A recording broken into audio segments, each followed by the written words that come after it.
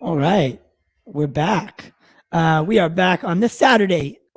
I just skipped my word. We're back this Saturday at the Pop Culture Corner podcast. Today we have my friend, good guy, Stephen Colbert from Screen Rant and BVS By The Minute. Great podcast. Check it out. I'll link it in the description below. We're gonna have some fun today. Quick shout out to the members of the channel in the past 2 months. We've been gaining a member a day. Thank you guys so much. You guys are the real heroes. Unlike Shang-Chi, you guys don't wear capes. Thank you. Saggy Melons, Benson's, Prakash, DC Talk, T-Rob, that one, Carlos, Resident Justice, Billy Robert, Nick Carr, John Rodell, Justin Hines, Kinky Sphincter with the greatest name of all time, Caiden Reed, Sean Adame, Nick DePalma, Jackass, Roblox Marvel Ultimate, Adam Silvestri.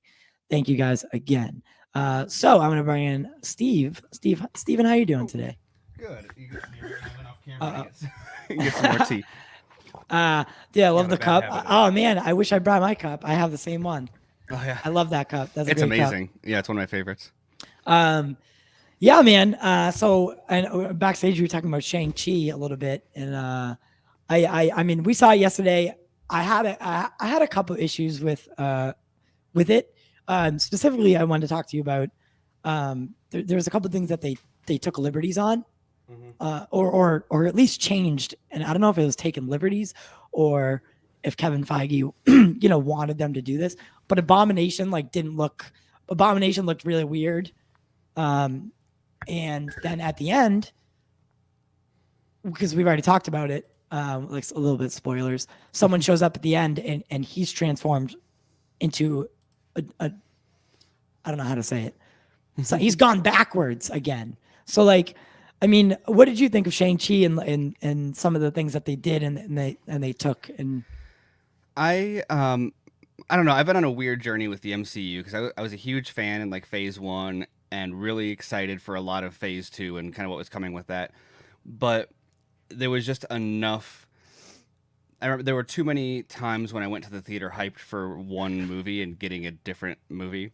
Right. I loved Captain America: The Winter Soldier, and like I said, most of Phase 1, and I even loved Iron Man 3 for the most part. Well, ironically, given some of what happens in this movie, but I thought the twist was fine, and I kind of appreciated. I wasn't precious about the Mandarin and all that, but then it got to having so much love for the Winter Soldier, and then kind of expecting that to be the direction they were going to take moving forward.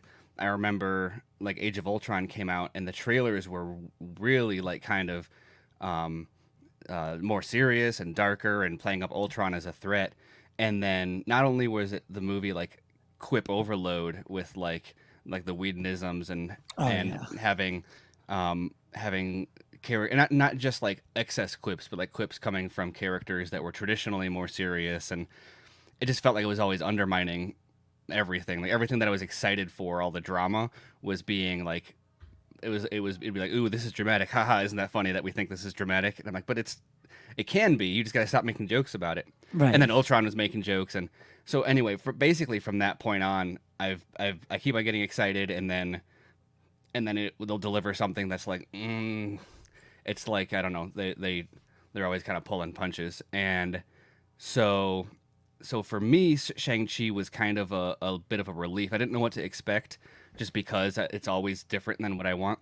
Right. But I was really, really pleased that for the most part, it avoided a lot of that kind of the Marvelisms, and just told this story.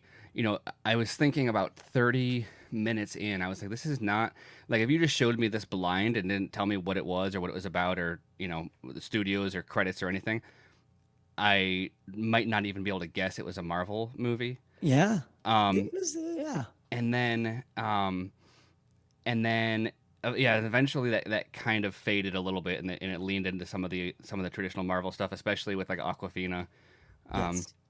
who I don't mind her as much. I think she's funny. I thought she was hilarious in Raya and the Last Dragon, which is another funny, ironic movie to come out this year, and considering this movie also, Right. she's got a thing for water dragons, but um, and so I enjoyed all that.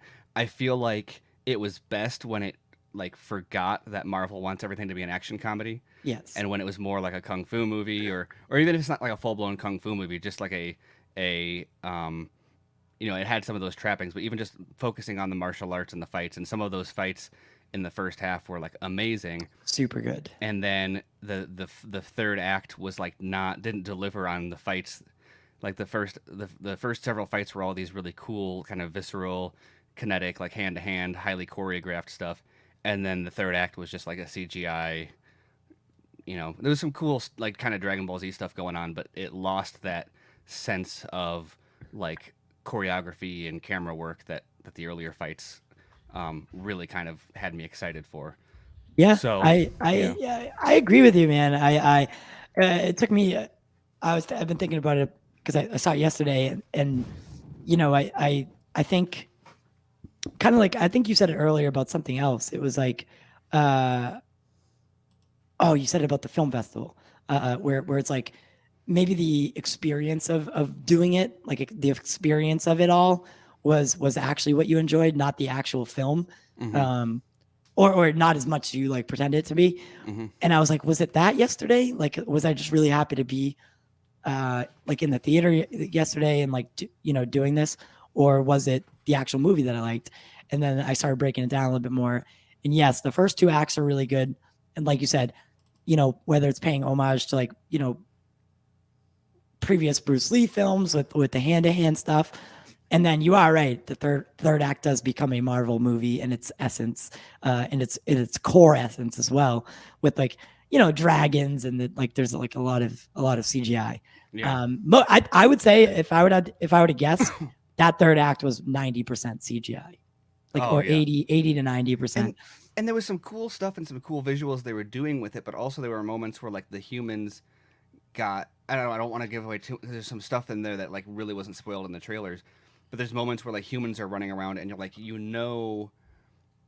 it's just like loses track of the fact that like they are people and there's like forces going on and stuff like flying around them that's clear they're just kind of jumping around on a blue screen, not because the effects are poor, just because you're like, okay, this is lost any sense of grounding Hmm. of like there's this hand to hand, like yes there's wire work and yes there's other stuff going on, but so much of the fights earlier were like no, that these are like choreographed trained works, and then this end stuff was like there were moments that it kind of leaned into the Dragon Ball Z stuff, which was kind of cool, but then it would also just totally lose that, where it's like, okay, there's just dust and fire and smoke and water and whatever, Right.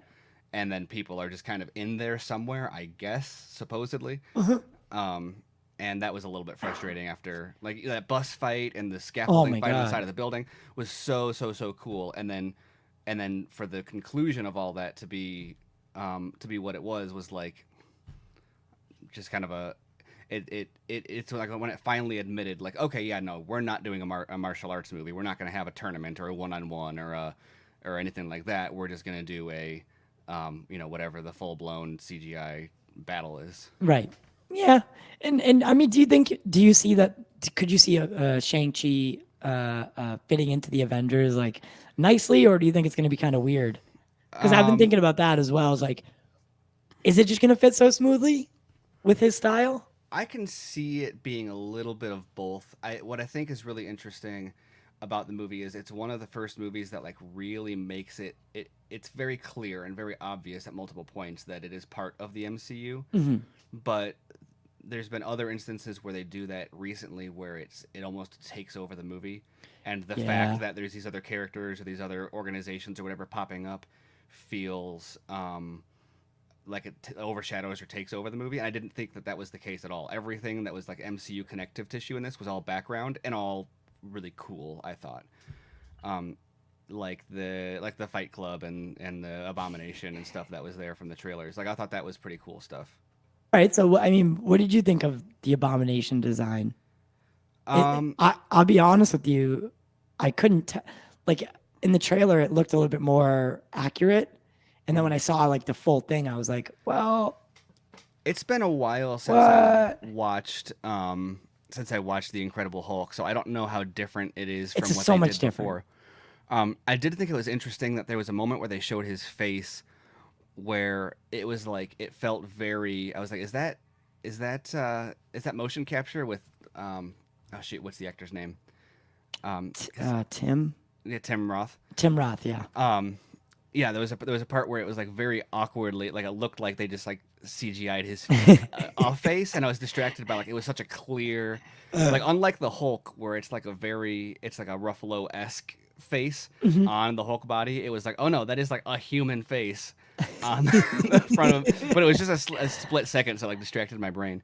But I didn't mind it. I'm not really I wouldn't accuracy for that character wouldn't be something that bothered me because I'm not as familiar with him outside of the small appearance he had in the Incredible Hulk.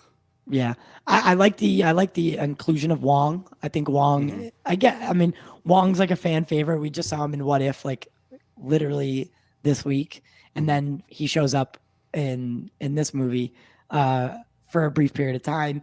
But I like that he's getting. I've always liked his character, and I mean, some of the comments the director made was like, we wanted to include Doctor Strange, but we weren't allowed because he's in the middle of something, like he's doing Yeah. something right now.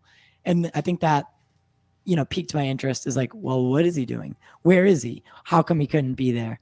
Because Yeah. now all those questions are asked. And like, there's this real big hype around the Spider Man No Way Home movie right now. Mm-hmm. I'm sure you have not missed any of it. With whether it be Charlie Cox, forearms, Right. or what have you not. There's just a plethora of things that you could. I mean, is that some movie something you're looking forward to, or is it just more of those Marvelisms and fan service of things that take you out of it? I don't know. I'm torn on it because I've been in a weird spot with the Marvel Spider-Mans. 'Cause I know some people that absolutely hate them, and including people that are like hardcore that don't normally hate the Marvel movies or are normally more accepting of them. And I like the Raimi movies, but I'm not a hardcore fan to the point where like I always thought Tom Holland was fine. I haven't been mad that he's not Toby or I like Andrew Garfield. Andrew Garfield is probably my favorite, but like I don't get caught up in like the comparing different Spider-Man actors Yeah. or anything. Like I'll rank them just because I have a preference, but I'm not like I think Tom Holland is great. And the movies were I think good enough for me. I like Spider-Man as a character, and I thought they delivered enough of that, but also it just felt a lot of it I feel like was lowered expectations just because it's so neutered sort of from what you would expect from Spider-Man. And like we haven't had like proper web slinging yet, and This is they cut true. out all the Uncle Ben stuff, which yeah, we've seen that before, but also instead of like just inferring it off screen, which I know there's like Easter eggs, but instead of like there's just vague inferences, and then otherwise he's like entirely out of the picture, and so as a result, his development, which has been cool, has come under Tony Stark Tony and Stark, yeah. as a part of the Avengers, which is also cool. But now you can't.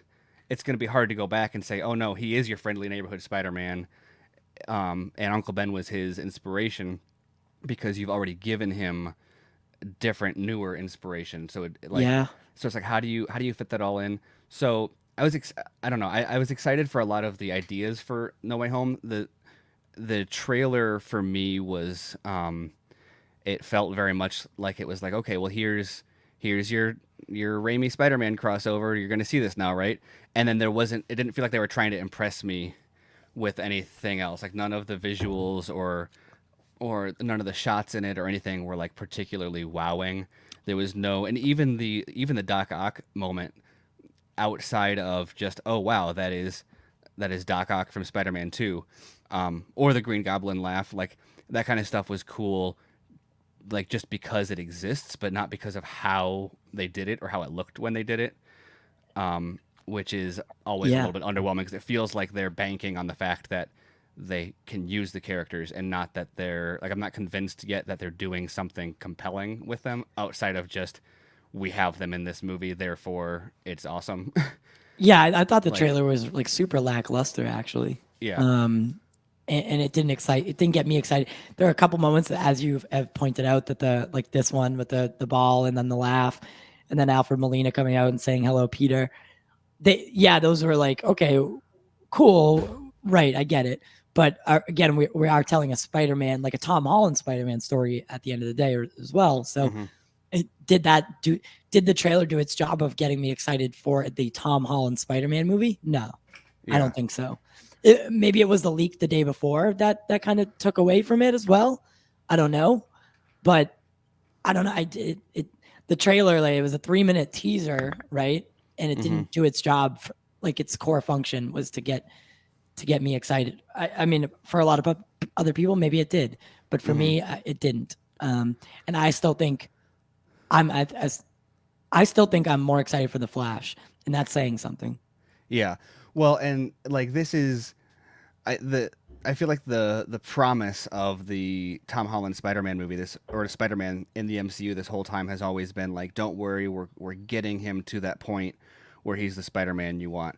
You know, he's not web swinging in New York. He doesn't have, Yeah. like, and he doesn't have these traditional things yet. In some ways, they're pushing him way beyond that by being with the Avengers and having the Iron Spider suit. And so, but then the end of No Way Home, or um, Far From Home. Far From Home. Let's see, this is gonna be a problem too with with the title. The end of Far From Home. So many people were excited because finally it was like, okay, no, here he's stripped of all this corporate support. He's on the run. Um, J. Jonah Jameson is back and hating him. He literally have him web slinging in New York at the end of so it's very much like, here's your Spider-Man movie, and then you get this trailer and it's like, oh, it's Doctor Strange and magic and interdimensional stuff, Yes. and here's the villains from another Spider-Man franchise. It's like, okay, but what about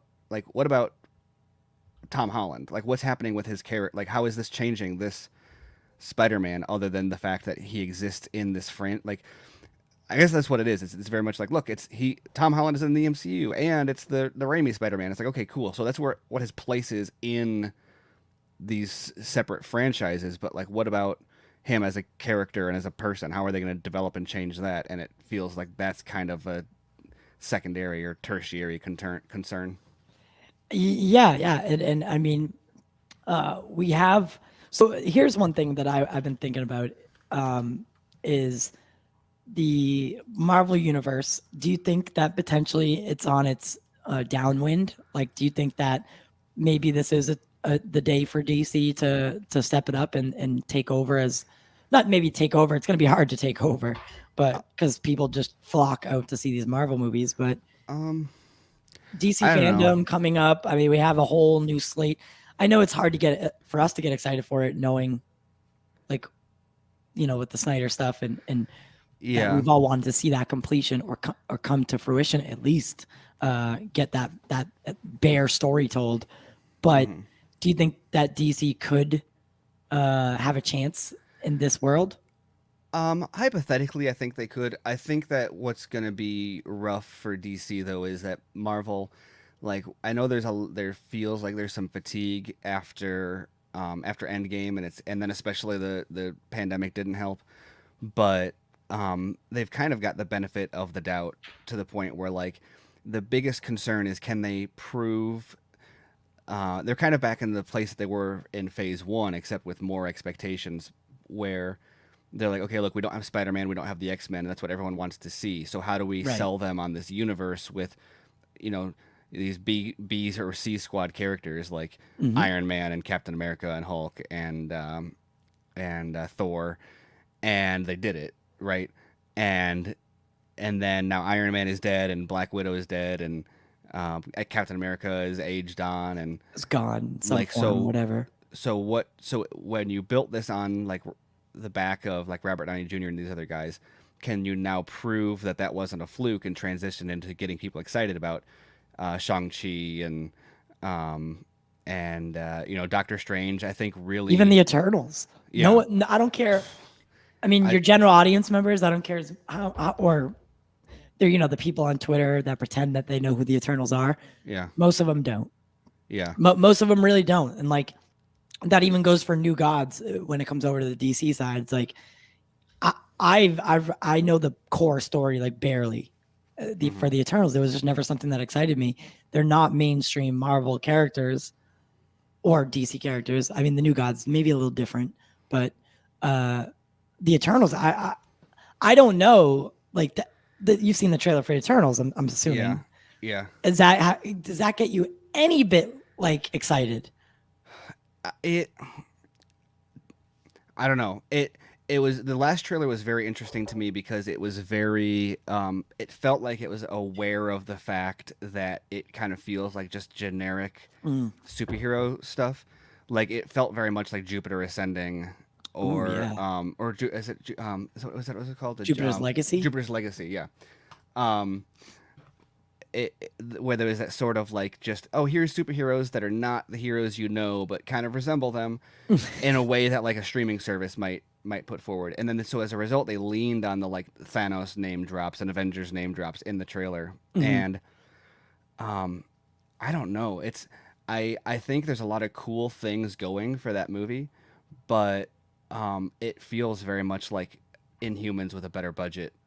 Kind of when I watch the trailer, and that may seem harsh to like a lot of people, but I don't see what like even the star power in it. Like I don't watch the trailer and think like, oh wow, that's Angelina Jolie. Like what are they?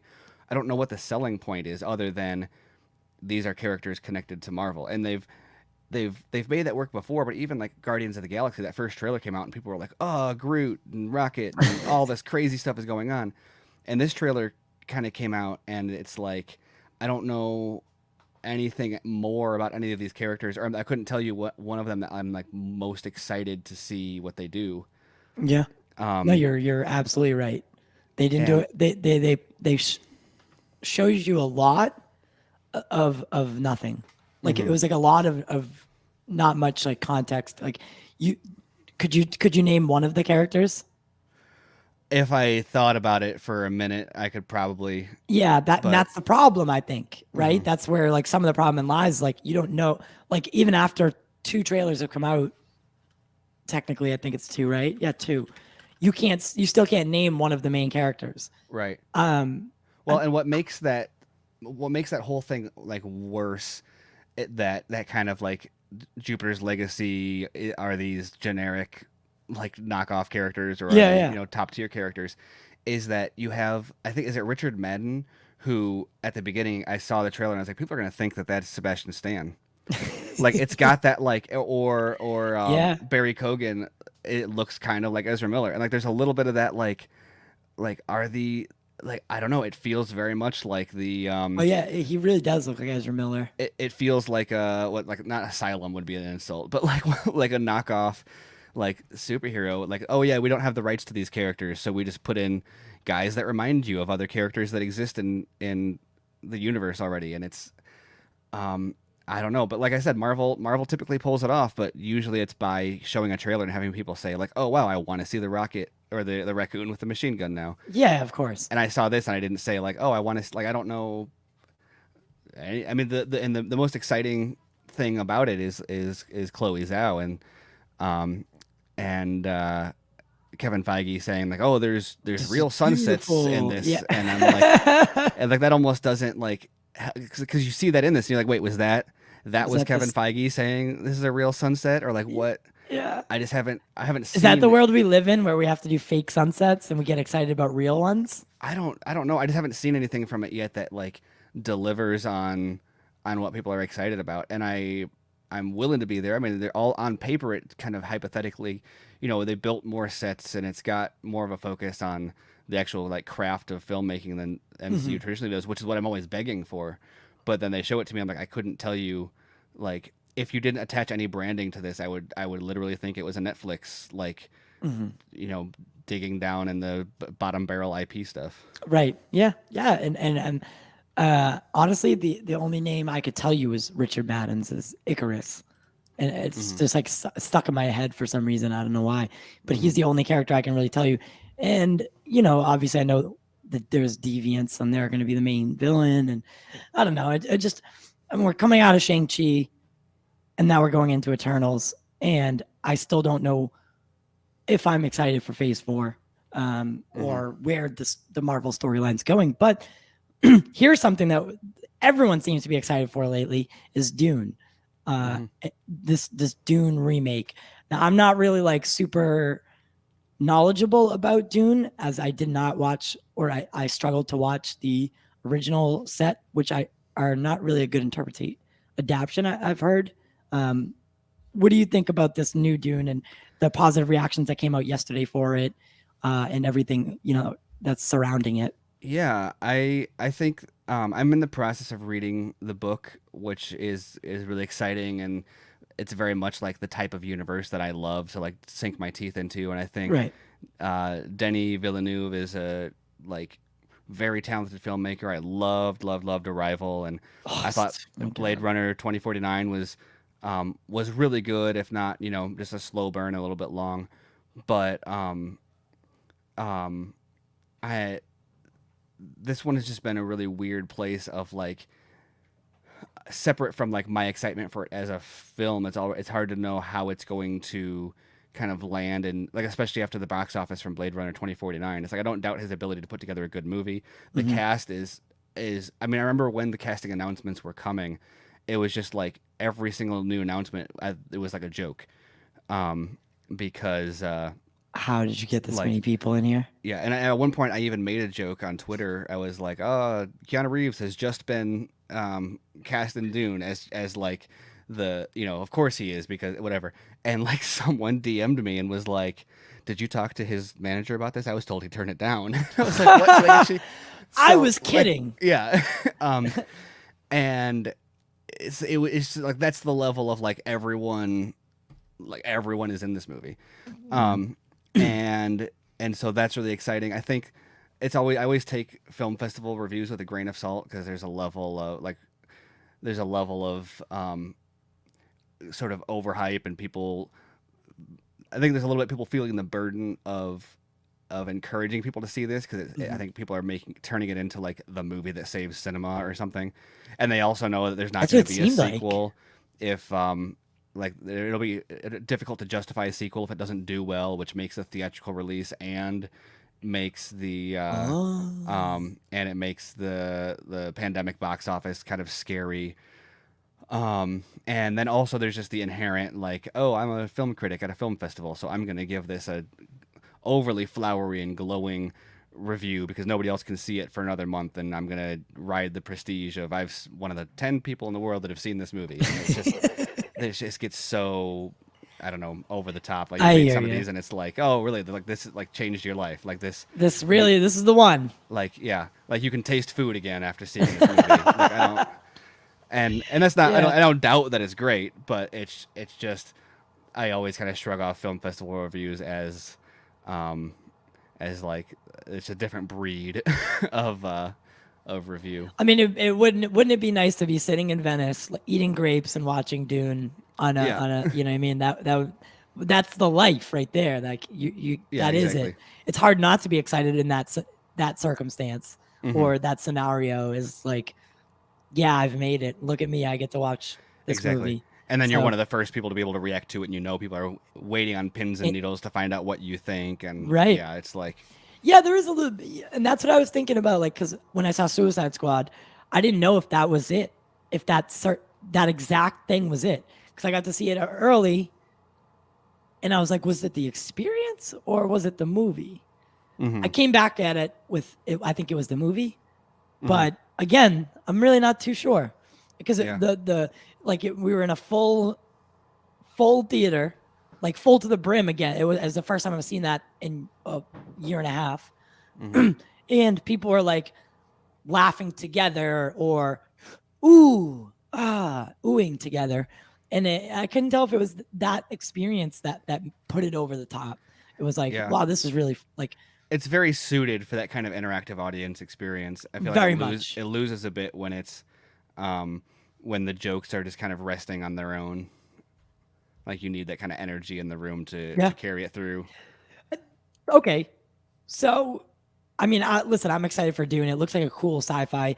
You said Arrival. Arrival is like I remember coming out of the theater like with such a vivid realism, like after seeing that I really thought like I was like, if aliens landed tomorrow, that's what I feel like the way the world would react. Yeah. And it was haunting and eerie and super real. And then like, joke's on you, they're here to help you. You know what I mean? Not here to destroy you like pop culture has made you think, you know, over the past 30 years of alien movies. So I thought that was, you know, like that was like a twist that I didn't see coming. And it was just like this vivid realism. And then I didn't care for Blade Runner. I found it to be kind of drawn out and like, I don't know, it didn't excite me. But that's me. And I know everyone else in the world, like, I mean, it was very beautifully done, and the dialogue, and, you know, it was just, you know, great world building. But yes, it wasn't for me. It's not a franchise for me. Cause I also like with the original one, there's like 16 different versions of it. And like, I don't think I've seen the right version apparently. Yeah. So, and you know, I'm excited for Dune. But I'm not going to get my hopes up, just yet. Not just yet. We got this Snyder Cut Blue 4K, like Blu-ray 4K. I don't know which one it is now. Yeah. Both combination coming out, and there's a lot of stuff today. Is there something going on today? Hamada Day? What is that? Ray Fisher, he just tweeted hashtag Hamada Day, but then I guess he is at a fan convention. He's going to be on a panel at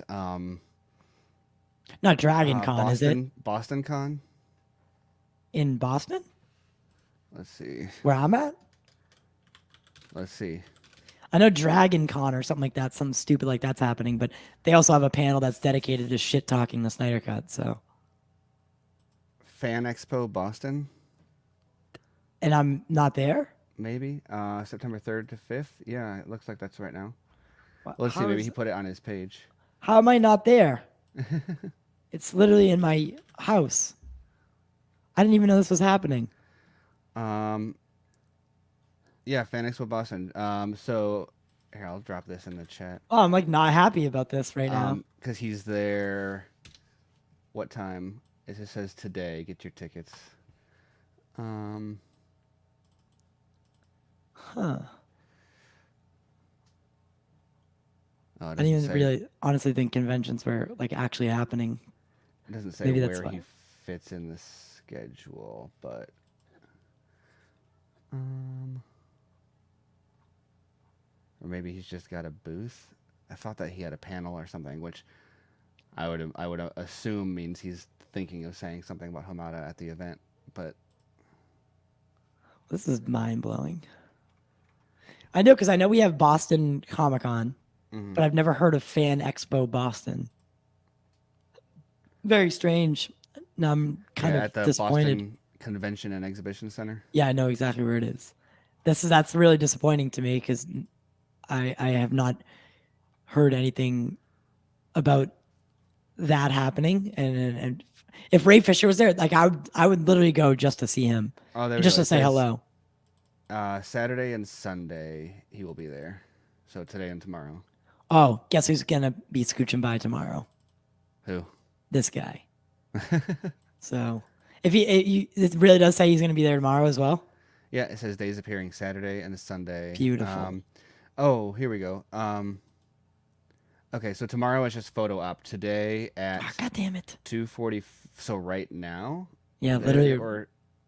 Or it just happened, or it already just happened. There's a Q&A, with at theater number 2, 258. Fantastic. Theater number 2. So, I guess look out to see if he said anything about that on social media. I'm actually gonna text him and see, because he's like does limo driving for this area. Oh, cool. Yeah, see if he knows anything. He knows every single event that's happening in Boston, like, or like, because most of the time they'll drive the people there. So like he has like I don't know, it's kind of, it's funky, but all right, well, listen, so okay, but yeah, so he tweeted out something. Today's also like the anniversary or something of Yeah. something. I'm not sure. I wasn't feeling good this morning, and then like I went on Twitter to to post this specific YouTube like link, and I saw like three different things that said Hamada Day, and I was like, that's not a real thing. We're not having a Walter Hamada Day, right? Yeah, he tweeted, he said 1 year ago today, Walter Hamada and WB Pictures failed to bury the truth about Justice League. 1 year ago today, they failed to bury me with lies in the trades. They failed because you all lent your voices. I am forever in your debt. Happy hashtag Hamada Day.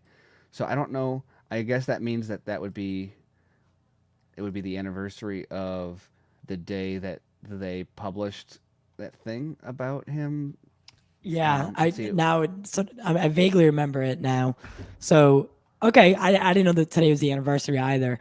That's kind of ironic that he's at a convention or something in on the anniversary day, because like that today would be a really like interesting day to see him and be like, hey, Yeah.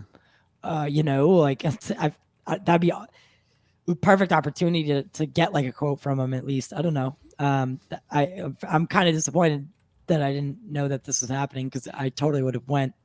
Um, and then just not a lot of things happen in Boston, so like that's why I'm very surprised that like not a lot of events like this happen in Boston. So Yeah, he's been going to more cons recently too. God Small, damn. because it was a clip released a while back of another con he was at where he said something about, I think somebody asked what it would take, and that's where he said, well, if they would just apologize to the people that involved in the investigation, I'd be willing to To have a return conversation. to And yeah. what do you know? Can I get a? I don't know if this is something that you even want to talk about, but Hmm. do you agree with the way he went about everything?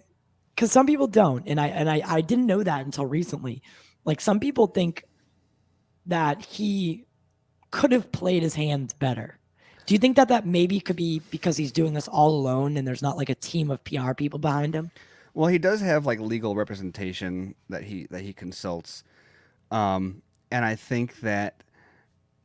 think the biggest thing, I don't want to say if it's a failure of his strategy or if it's just circumstantial, but I think the biggest thing that he failed to do is um, is to convince people or to establish a objective. Like people don't know what he wants, and as a result, they've been able to kind of paint it as him just like complaining or being petty or being mad that he didn't get this superhero role or being a prima donna or whatever.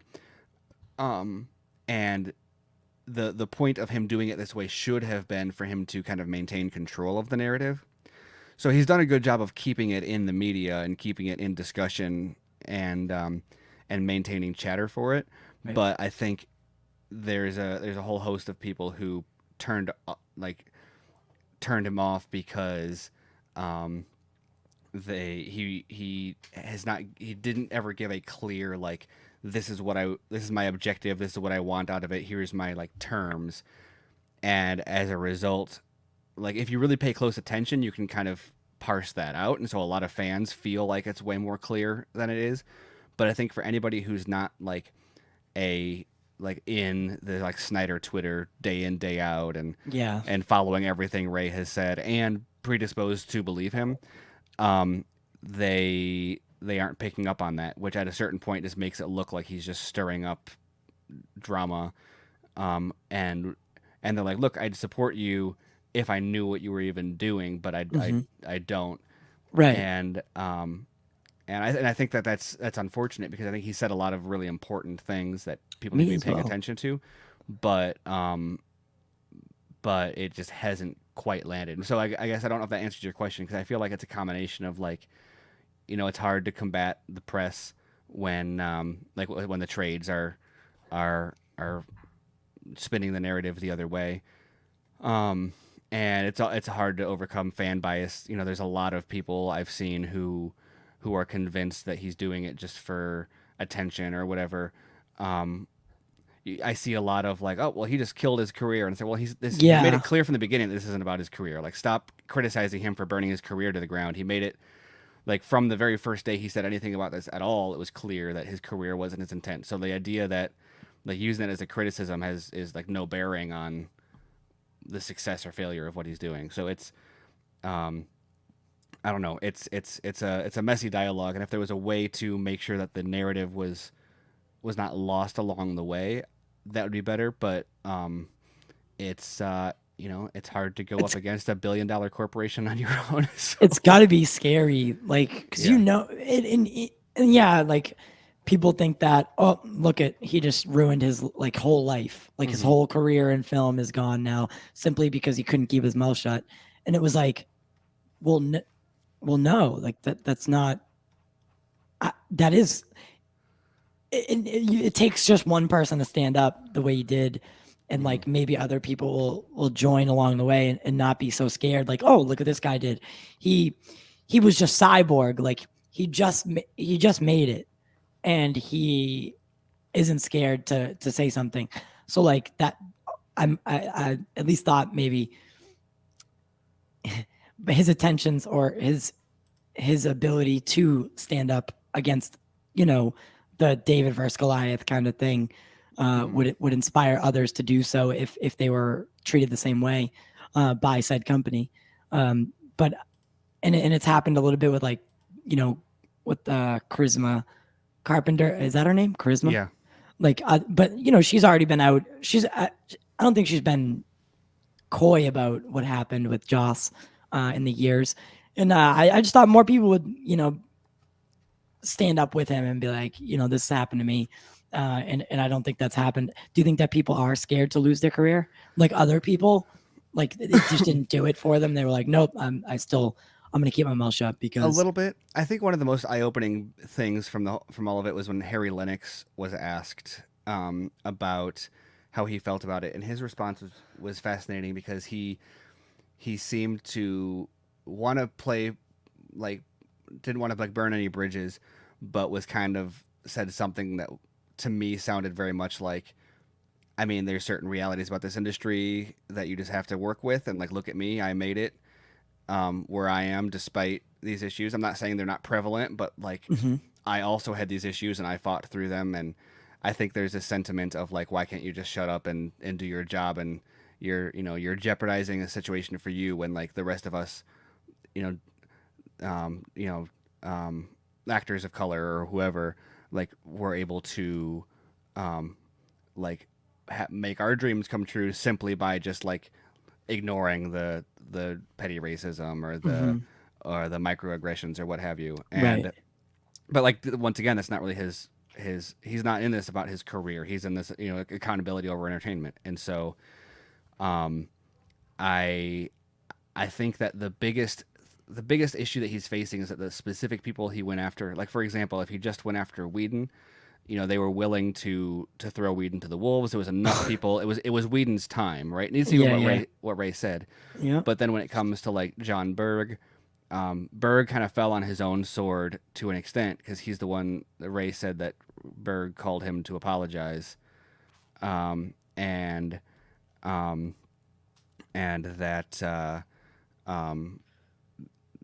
that's kind of an admittance of guilt there. But Right. then you've got the other people he's coming after are like Jeff Johns and Walter Hamada, and Jeff Johns you can't throw to the wolves like you did Joss Whedon because he's He's just, ingrained in the DNA of decades of DC Comics. yeah, he's like, he's got his hand in almost, like, for instance, I'm actually watching Doom Patrol right now. Hmm. And, you know, like every time I see that the season 3 stuff, you know, every time I see that cyborg, I always think of that situation, like Jeff Johns, or was it? Yeah, Jeff Johns calling him into the office and being like, "I have another cyborg," or Yeah, whatever that situation was. I always see it, and it's like, you know, it kind of, it's like, I don't know. It makes me kind of sick to think about like being in that situation and being told that, like, look, we don't need you. I can do other things. I right. don't need you. Just because you think you're special doesn't mean you think, or doesn't mean you are. Yeah, Um, and this isn't and going to go anywhere. yeah, exactly. And it's not just he's got all this stuff that's currently in production. He's all over the TV stuff and has his hands in the movie stuff. But then also, um, like, you can't adapt anything that they're going to want to adapt recently without crediting him, or most of what they want to do they're going to credit him in some way, whether it's you know um like Batman Earth One for Hmm. influencing the Batman to some extent, or anything they're doing with Aquaman right now, or Flashpoint. Like this is Yeah, yeah, it's a tough and beat. and so and so there's that, and then there's Walter Hamada, who is um like high enough up that, well, Hamada's a little bit the weird one to me though, because I don't know what value, like why hold on to him so so tight. There's a really weird, like, I don't know what he's done. um like the slate is not impressive or surprising or even really that different from what, like, he's just kind of shepherded through a number of projects that were just in development hell, basically, which I guess Hmm. maybe good on him that Flash finally started production under him. But like, the Flash isn't his. The Suicide Squad isn't his. Nope. Um, the Birds of, I think Birds of Prey he greenlit, but I mean that there was a ton of stuff being pushed by Margot Robbie after the original Suicide Squad, Hmm. and Birds of Prey was one of them. But Shazam was part of that original slate. Like, there's nothing, like, I don't know what's even greenlit or in production He's that is like he's not has yeah, Hamada's. he's not directly responsible for much, and that's Yeah. and Well, that's why I feel the same way as you. Is like, why is he so put on a pedestal? yeah. He's And not. then Joker, they like tried to stop. They like tried to give it He a specifically yeah, like tried to they stop. gave it like a minimal budget in order to prevent it, like to stop it from coming out. And so it's just weird that it's like some, like, your biggest hits have happened in spite of him, and most of the stuff that has come out has not been stuff that he added to the slate. There is not a comprehensive, exciting slate following any of this stuff. Hmm. Like, I don't know. I'm just confused about like how anyone else would have been, I feel like, gone by now. Like, there seems to, unless it's like they're like, oh look, we're gonna get purchased anyway, so like why replace it before the Discovery merger? Yeah, But I it's hope a that's not it. I don't know why. Do you think this Discovery merger? I mean, we know from indications of like what what Zazoff said and is that day, about mending broken bridges and specifically bringing up the IPs Batman and Superman, which I don't think is surprising because they are very large. mhm. they're they're like, yeah, Warner Brothers. That's like those are some of your biggest names right there, Yeah. right? Everyone knows who Batman and Superman are, regardless of whether you care about superhero movies. Yeah. Regardless, I mean, they should be your golden it's the kind of yeah, IP that like Marvel doesn't own. They half owns, like, their Batman and Spider-Man are like the X-Men and Spider-Man, yeah, or and they don't. Superman. Yeah, Yeah. yeah. um and they have half of Spider-Man, or not even half. I mean, they're borrowing him sometimes. And then I guess they have X-Men now, but they haven't for years. So like, They had to buy a whole company just to get the X Men, yeah. which is ridiculous. Could you see them? But could you see them bringing like not a lot of? I mean, people have been talking about it. It's kind of died down since, but could you see them working out a deal with Snyder to maybe go to HBO Max in the years to come? After, I mean, we know the Netflix thing is an exclusive to Netflix only. Hmm. He can't, he doesn't have to just stay at Netflix. But do you think Zach would even want to come back? And I mean, he has said that it would have to be all new people, which that Hmm. it would effectively be, Hmm. and they would have to give him what creative freedom. Yeah. So, do you think that there is a potential? Yeah, there's a potential. It's always hard to have this conversation, just because there's like So many variables. the level of speculation is like for the Snyder cut to happen, there's like 100 planets needed to align, and by a freak chance, that happened. And that's awesome, and that's great. But now, like, for the Snyderverse to be restored, like 100 solar systems need to align, and like the Snyder cut was one of those, and that happened, great. And then like the Discovery merger is another one, great. But like, you could get 99 of those solar systems to align, and one doesn't, and then it doesn't happen. It all falls through. And so the fact that things are trending in the right direction is better than them trending in the wrong direction. But to me, it doesn't necessarily make it any closer to happening. Um, but I'm smarter than to like rule it out as a possibility. It's just Zach is full blown on at least two other franchises, original franchises that like belong to him Hmm. at Netflix, where they're letting him do whatever he wants. Um, and Warner Brothers seems to be kind of trying to move in the opposite direction. And there's complications with Ray Fisher, um, and so Yeah. these are just all things that would need to be fixed, and whatever they end up offering him would need to be like better than his whatever he's got going on at Netflix. And even then, how does he work that out with scheduling? Does he come back and direct and write and produce, or does he, like, I don't know. There's a lot of questions, and I don't think I think time is on his side, because I think that what he was doing with Justice League 2 and 3 could be tweaked to be used like older versions of the characters. Like if he needs to be like to suggest like, oh hey, the Justice League operated for a few years in between Justice League 1 and 2. You could use then an aged up Affleck and an aged up Cavill, assuming he gets all of them back. But like, it's so Well, it's yeah, we're to even talk about that, there's I so many variables that are being assumed to it's like I don't know. um I can't think of a good analogy. Yeah, no, but that's the thing is some people think like to restore the Snyderverse means to bring Zach back in a directing like place. They think that this like everyone needs to be exactly the same as it was prior to 2017 Justice League. But is that necessarily the case? I don't um know. Because as yeah, long as we tell the stories that need to be told, and maybe Zach has a hand in it, maybe bring back Terry to write them and Zach to oversee some stuff, until he can maybe get in there to direct something. I don't know.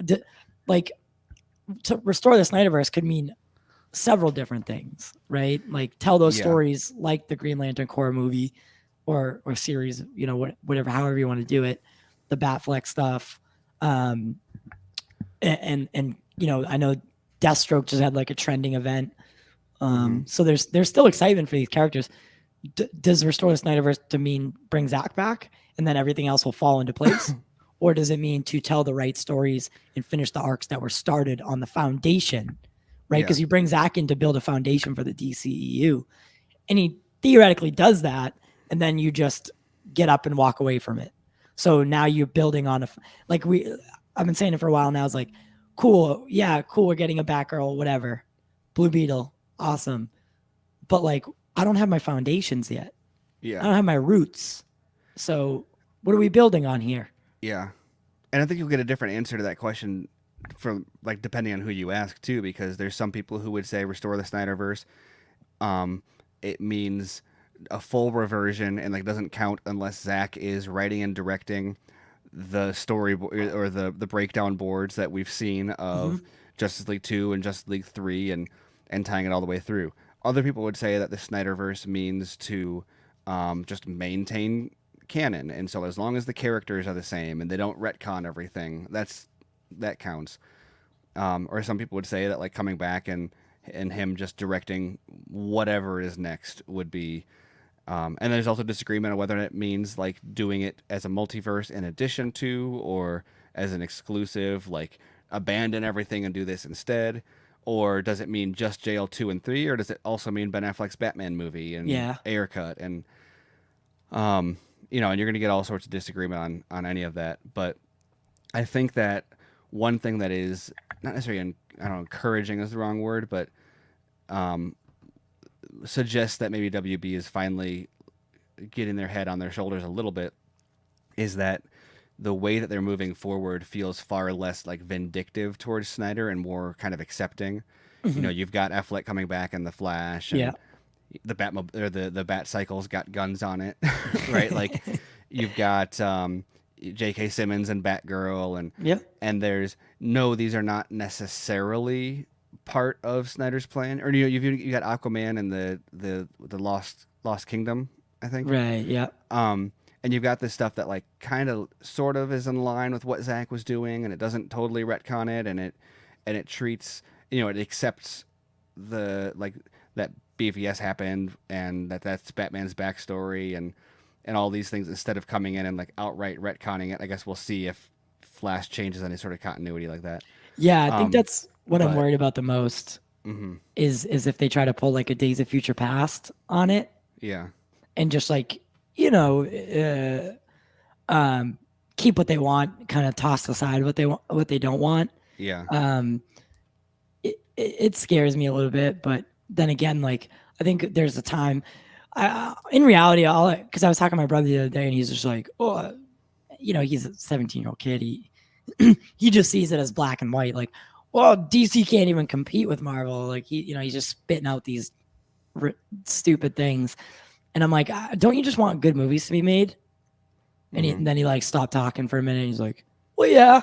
And I was like, "Well, that's what we should all want, right? Is like just good stories to be told with our favorite characters at the helm of them, and that's all I want." And you know, given the movies that we've seen versus the ones that have come out after, I like Snyder's more. So like, yeah, I'm gonna lean towards that side of it. However, if there does a day, if a day comes where they're like, listen, he's not coming back, it's done. I guess I'll move on. But I don't. I think a lot of people are gonna, you know, have a problem with that. DC fandom's coming up. There's no mention of anything Snyder related or whatever. Would you maybe like that poster that came out? Would you may have put Ben Affleck's Batman on it to excite that like side of that fandom, or would you keep it off? Like these are all questions. I think it's part of what makes it hard is that making decisions solely to appease fandom is not always Good thing. yeah, you're not always going to get what you want out of that because fandom I think it doesn't actually exist. I mean, like there are people who like things, but like the idea of like when I'm talking about stuff that I like or when I'm talking about like fans, I've tried to like remove we and our and stuff like that from my vocabulary because it's really not like everyone's always trying to group these people like, oh, these Batman fans, they hate this and love that, and it's like, well, what because what, because they all they like the same fictional character, you're grouping them into They like, like the same unicorn. yeah, and and so when in reality, like there'll be a sentiment, but it's like on social media, but it's hard to say like something will be trending on Twitter, like Twitter is saying to release the Snyder Cut. It's like, well, no, there's just some people on Twitter. You can't, but you know, when you distill down any large group of people into like what the loudest of them are saying, and then make decisions solely based on that, you're going to end up in a position where you're just kind of chasing your tail to like make fans happy. And that's kind of, I think, what's hard about like what Kevin Feige has been so great at is he kind of knows what fans or people will like and is able to like consistently deliver on that. And Zach knew that at least for a segment of fans, and but also was delivering like really polarizing stuff also, but was able to deliver something that hit on the zeitgeist in a way that it was relevant in a way that stirred conversation and debate. And um, and I feel like DC, like Marvel, will not hit on things that are as controversial or hit on it in ways that are controversial, but they do hit on things that are like pleasing and entertaining and gets fans excited. Like they understand memes really well and play on like that. They play on the zeitgeist in that way where it's like a pop song that like gets stuck in your head. And DC kind of does neither. Like they're like the number 3 hit on the radio instead of the number 1 hit, and so it's not stuck in your head, but also it's not like controversial and polarizing, and that's kind of what you miss, I think, when you spend too much time like trying to read the tea leaves instead of chasing a vision like Feige has or like Snyder had. Exactly. And I always hated the DC needs a Kevin Feige because I don't think that's necessarily true, but I do think that finding someone that has that sense of like understanding how audiences will receive things will make it easier because otherwise they're just being dictated by, you know, a boardroom saying like, oh well, Rotten Tomatoes said this, so we need to Yeah. fix that. It's like, okay, well, you fixed your Rotten Tomatoes problem and your box office is going down.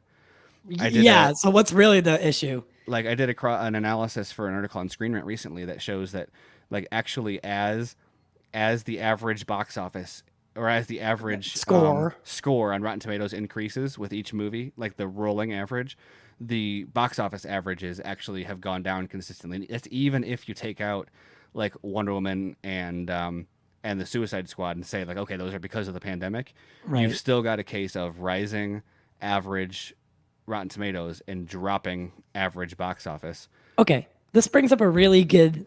I've been asking people this for I think the past couple weeks. Um, should the people, like, should the bigwigs and the executives and the Kathleen Kennedys of the world, should they have a vested interest in whether the films are good and not just make money, or should it always be about money at the end of the day? Because I've gotten some really good answers, but some really terrible answers, and everything in between. Because I think that they should have a little Yeah. bit of a vested interest, right? Well, it's tough because like film is the like awkward marriage of art and commerce, where um, it's a form of entertainment, but it's also a form of art. And in order to justify like getting any Marvel movie or any DC movie or whatever, you need to be able to use it to generate enough revenue to justify the budget. Exactly. So if like budget aside, like if you're just gonna go make a movie and it costs nothing, do whatever you want. Like make the movie what you want if you don't need to worry about recouping your expenses. But if you're Disney, you're Warner Brothers, you're any studio making any movie that costs any amount of money, the first priority is how can we use this property, this story, this script, this character to bring in more money than we put out. Now, how that happens, there's a lot of flexibility with, and you can do, you can tell different stories and go different places. But ultimately, the reason the movie exists in the first place Right. is to bring in more than was put out. Right. Then the problem becomes like, okay, so when is it too late? So like for example, you have like Zach with Justice League, and how can you say like, well, they made that decision for box office reasons and it's their money, so therefore it's okay. But A, was that really the best box office decision? But Mm-hmm. also B, was getting rid of Zach or redoing Justice League, um, like that you had already agreed to that budget and agreed to that agenda and agreed to that direction like before it started, and so now you're changing it part way. So like at what point is violating the art a compromise? I don't know. I know that ultimately the people that are spending the money are the ones that have the right to like make these decisions, and ideally they'll be able to set it up. I think that the most fascinating part about streaming is that it gives us another source of revenue, and it is specifically a source of revenue that's not directly tied to like ticket sales. And Exactly. so in the box office, you need to sell, you know, X tickets times the price of average movie ticket price, um, and then like what minus budget, minus marketing expenses, minus exhibitor share, whatever you're splitting with the theaters, and then that ending number needs to be ideally greater than zero. It shows that you made a profit. Yeah. But with streaming, you're not like the number of streams has no bearing on On like the direct revenue generation of the movie. Um, you've already got that money on the first of the month or whatever the case may be. yeah, like your That's subscriptions all bring in a pool of money, and you spend that pool of money on content, yep. and that content either maintains a subscriber base or grows the subscriber base. And I'm sure that they have figures that say like this drew new subscribers, Yeah. and that's why you see stuff like, for example, Six Underground is like one of the biggest movies on Netflix of all time, and Is yet they're like, it? yeah, but they're like, we're gonna pass on a sequel, and I don't know what data they're looking at in the background, but to me that says either it it was duplicating an audience, like it wasn't drawing anyone in new, or it wasn't being rewatched and holding an audience that was leaving otherwise. Whereas like you look at something like Netflix that brings in, there's not much of that genre stuff on the platform. There's Hmm. a lot of additional rewatch. There's more. People are hyped about the sequel, where they weren't hyped, like, and so that's going to keep them on the platform. And yet you can't look at like Netflix would have a hard time giving a number and saying Army of the Dead was worth X dollars to us, Exactly. because that money is all, you have a million subscribers that joined to watch that movie or whatever. I'm just making numbers up.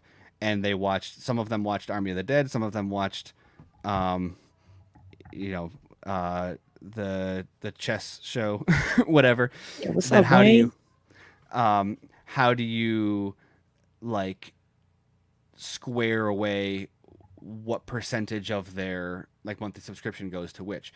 Um, and like I said, I'm sure Netflix has a formula to do that, but at the end of the day, their evaluation is totally outside of the public eye, unlike box office, which I love, because it kind of stops us from having these stupid like, well, Marvel made more than DC, so therefore whatever. But also people are looking for those numbers and trying to find ways to compare.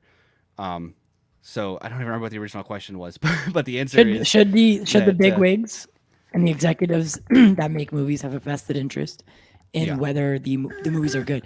For instance, like you look at the sequel trilogy to the Star Wars, right? Now I really could give two shits less. I'm just, the Star Wars isn't my thing. Hmm. But the sequel trilogy made how much money? I mean, it's a ridiculous amount of money. Well, what It's almost $1 billion each. Almost two of them yeah. made more than $1 billion. One of them came like really, I think really close, or also made $1 billion. I don't know. Yeah. But most fans don't like it. So Hmm. like, should they have a vested interest in whether they're good or not? And is it always mutually exclusive? I don't think it Right. always has to be. And I think that's why I brought up streaming, is because we're getting to a place where hopefully the question is not, should we do this? I think we're getting to the point where, and streaming services do this more, where the first thing they do is they identify an audience and they say, these people want this kind of content. And then they make that content for them. And then they decide, okay, now how do we use this content that we made to generate revenue? And they're able to do that on streaming and the way they market it and bring in audiences. Whereas when you are tied explicitly to box office, it's like, okay, we have to make something that fits the 4-quadrant audience expectations and draws in a big enough box office to justify. And then that's just all sorts of politics that like you don't have to deal with as much when you have more options for how to make money with it. I think also improvements in technology and people being able to make like, you see the quality, the quality of stuff that people are putting out from movies they're making with their phones or whatever. I think shows that I think something we lost that was really fascinating with blockbusters is you compare, like we're talking about the Star Wars sequel trilogy, the cost of each of those was like officially 250 to 300 million each. 275 I think is what a few of them looked like The Last Jedi I think was like 275. George Lucas made like Revenge of the Sith was like 115 million dollars in 2015, or sorry, 2005. Which by, if you adjust for inflation, that's like less than $160,000 I think, or 160 million dollars. Which is like just over half of the cost of the sequel trilogy.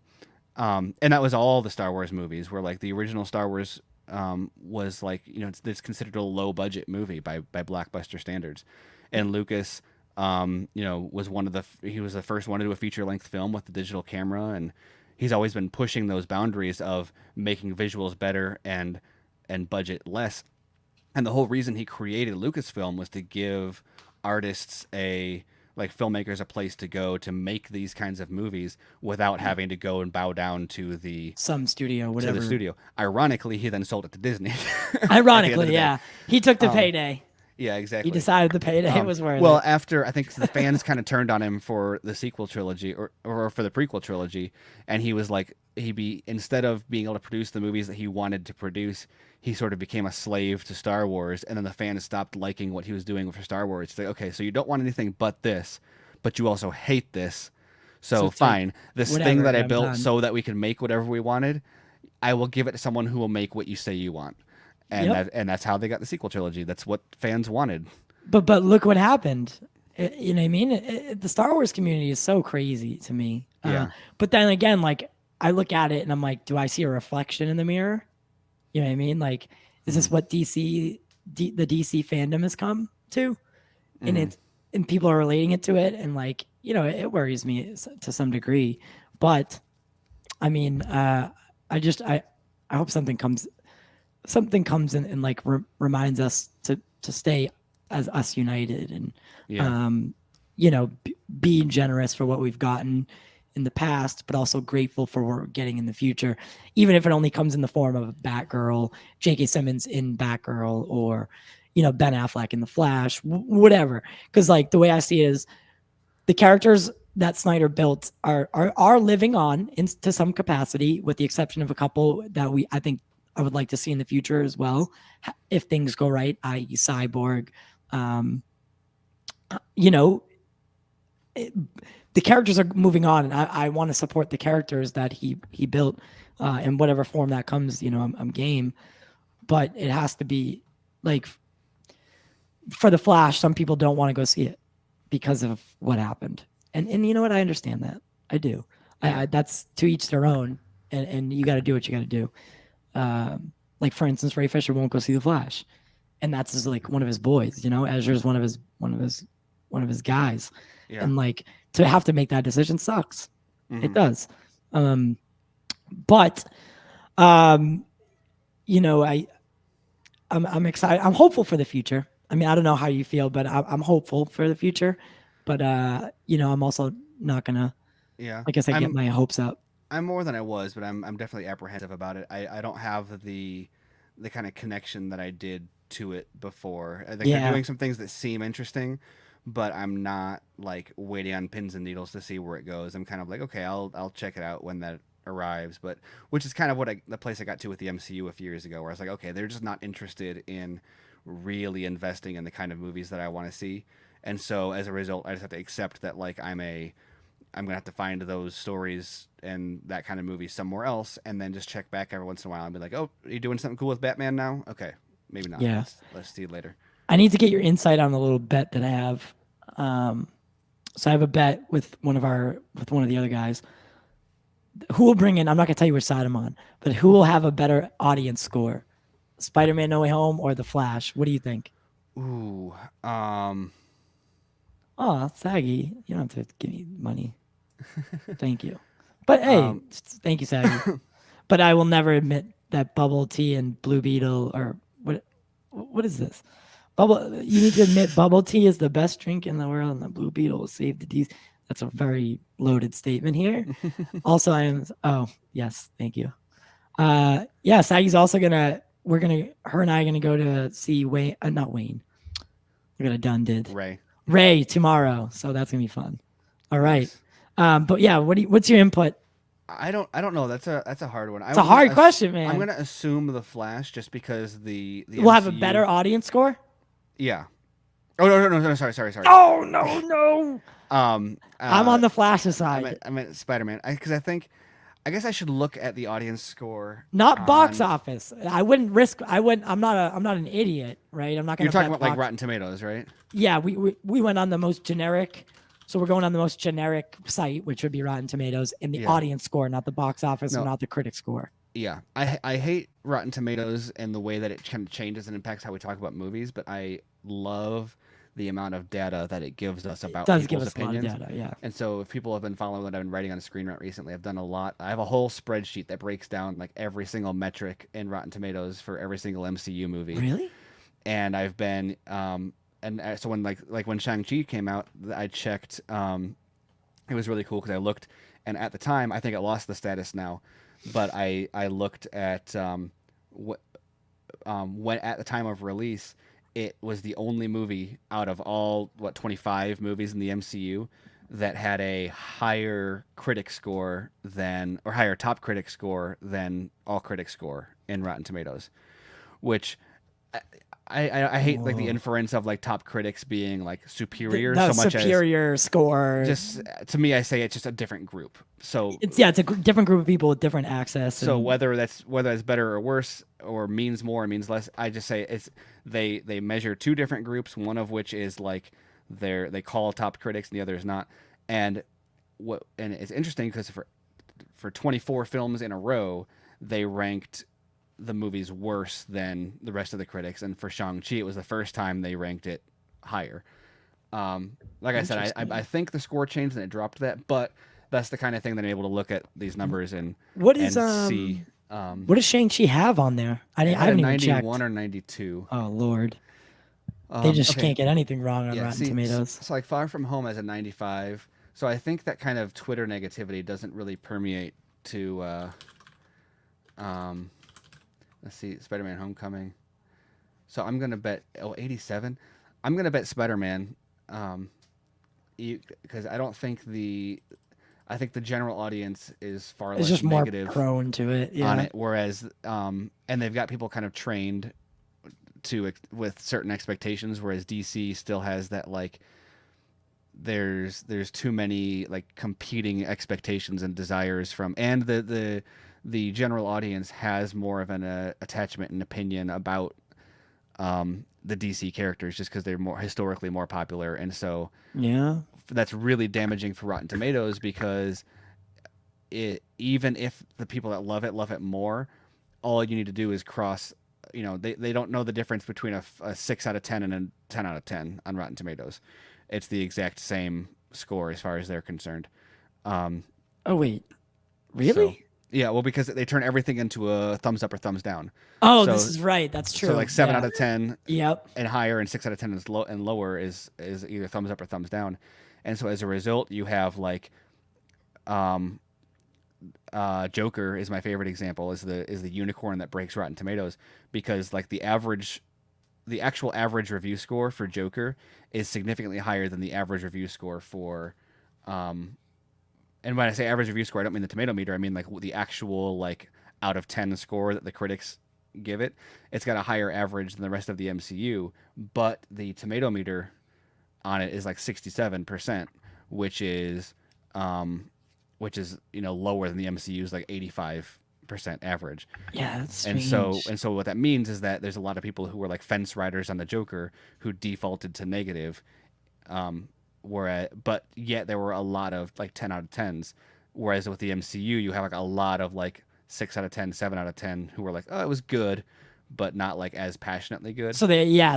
Oh, okay. So You know so what? That the makes a lot more so the sense. percentage of people giving it a thumbs up is higher, but they're all like, oh yeah, it was pretty good. Whereas with Joker, you have either a thumbs down or a that was the best thing ever, which Yeah, throws the right. average. Yeah. Oh, okay. One last question before we let you get out of here, man. Yeah. And William asks, so Steve, because William and I have been discussing this a lot lately as well. Do you think the $1 billion standard has ruined? I wouldn't say movie making, but do you think it's a bad standard to have in place? I think a little bit because I mean, it's a bad standard for sure because it's a one size fits all kind of blanket that shouldn't be applied to everything because there's so many other factors. But also, I do think that you could say movie making to an extent because the expectation or hope for a potential $1 billion Whoops. box office has a big influence on what kind of budget companies are willing to throw at something. Hmm. Like for example, like I was saying with George Lucas, who was setting box office records with movies that are considered like mid or low budget movies by today's standards, and expanding cinema technology as he was doing it by finding cheap ways to do things or inexpensive ways to accomplish things. Whereas like then Disney takes over and they have an expectation of $1 billion box offices, and so as a Yep. result, they're budgeting $150 million more per Star Wars movie than the prequels were. And I get that people like aren't all on the same page about the quality of the prequels, but I think everyone can guarantee it's not twice as expensive difference in quality, Yeah. right? It's not like you need to double the budget in order to fix that. You just need, and hypothetically, you could even work with that same budget, I think, and make people happy. But you look at the difference there, and that's arguably they're burning $150 million extra for every movie for budget on the Disney Yeah. side than Lucas was doing. Right.